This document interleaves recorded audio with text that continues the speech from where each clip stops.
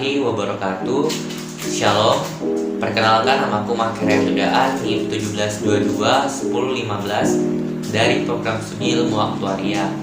Nah, di sini saya ingin mengulas kembali terkait materi pada pekan pertama dan pekan kedua, yaitu pembentukan statement dan kata hubung kalimat pada mata kuliah logika dan himpunan. Nah, pada pekan pertama membahas tentang yang namanya proposisi. Apa sih sebenarnya proposisi itu? Jadi, proposisi adalah suatu bentuk pernyataan yang dimana membentuk kalimat berita memiliki kemungkinan nilai kebenaran, yaitu benar dan salah, tetapi tidak sekaligus benar dan salah. Pada kalimat di sini mungkin cukup mengambigukan di kalimat tetapi tidak sekaligus benar dan salah. Mungkin di sini saya akan lebih kasih ke contoh soal biar lebih mudah untuk dipahami. Nah, untuk contoh kalimat pertama, 2 adalah salah satu bilangan prima yang genap. Sementara yang contoh kalimat kedua yaitu adalah Johan merupakan seorang mahasiswa. Nah, untuk kalimat yang pertama termasuk dalam kalimat proposisi. Kenapa? Karena sudah jelas nilai kebenarannya bahwa 2 itu adalah salah satu bilangan prima yang genap. Kemudian pada kalimat yang kedua, Johan merupakan seorang mahasiswa. Nah, kalimat ini masih termasuk pada kalimat proposisi, tetapi nilai kebenarannya itu kita belum tahu apakah Johan ini memang benar-benar merupakan seorang mahasiswa atau bukan merupakan seorang mahasiswa. Mungkin dia seorang pekerja atau seorang atlet. Jadi kita belum tahu pasti bahwa kalimat ini dia benar atau salah, tetapi dia tetap masuk dalam kalimat proposisi. Kemudian berdasarkan struktur proposisi dibedakan menjadi 2 bentuk. Yang pertama yaitu proposisi sederhana, kemudian yang kedua yaitu proposisi majemuk.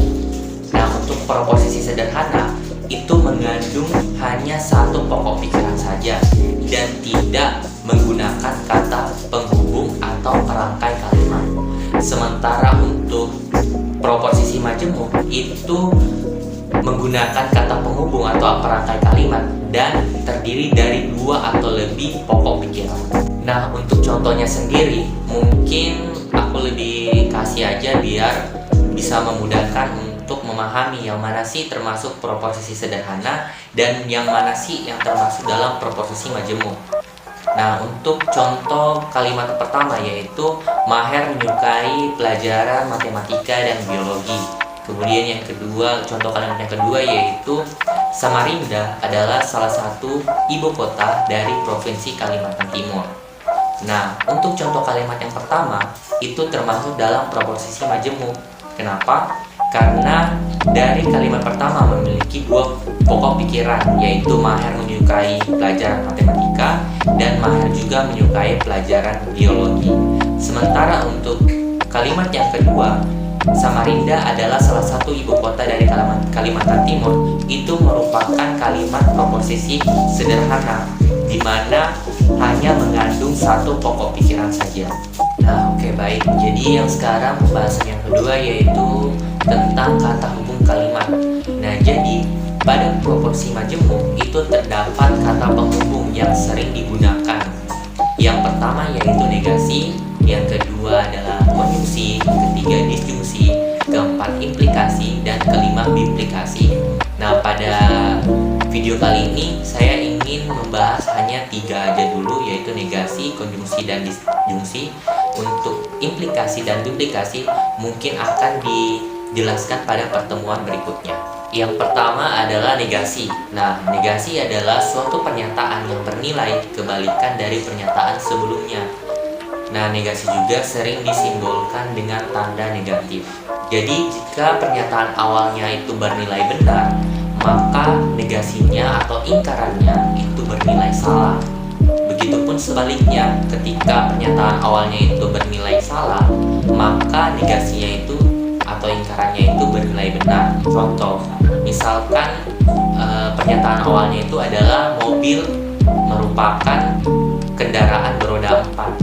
Nah, negasi atau ingkarannya itu berarti mobil bukan kendaraan beroda 4. Oke, terus yang kedua ada konjungsi. Nah, konjungsi adalah penggabungan dari 2 pernyataan sederhana dengan menggunakan kata penghubung dan atau sering sering disimbolkan dengan tanda V terbalik.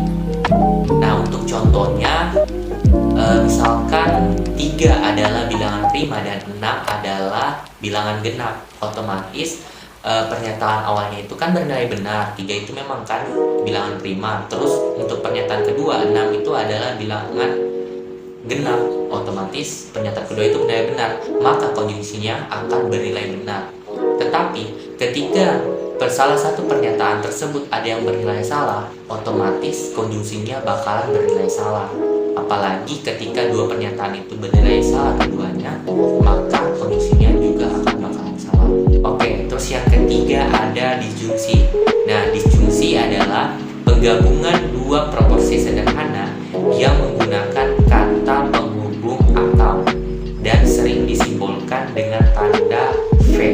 Untuk lebih jelasnya, mungkin saya akan lebih kasih ke contoh biar memudahkan memahami yang mana sih itu, yang bagaimana sih itu disjungsi.